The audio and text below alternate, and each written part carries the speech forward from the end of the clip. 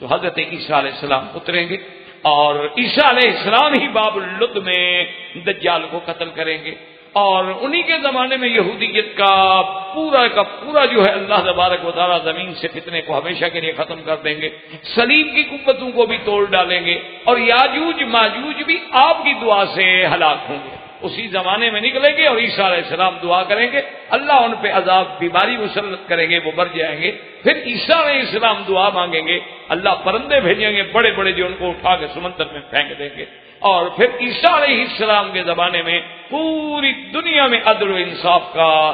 دورہ ہوگا، اور پھر عیسیٰ علیہ السلام شادی بھی فرمائیں گے، اور عیسیٰ علیہ السلام کی جب وفات ہوگی تو یدفن فی روضۃ النبی صلی اللہ علیہ وسلم، ہمارے آقا سرکار محمد پاک صلی اللہ علیہ وسلم کے روضہ مبارک میں دفن ہوں گے، اور آج تک روضہ مبارک میں وہ جگہ باقی ہے کہ ھذا موضع قبر عیسیٰ ابن مریم علیہ السلام، اور حضور نے فرمایا اسی طرح قیامت والے دن ھذا نبعث یوم القیامہ، ہم اس طرح قیامت میں اٹھیں گے کہ میں ہوں گا، عیسیٰ ابن مریم ہوں گے، ابو بکر و عمر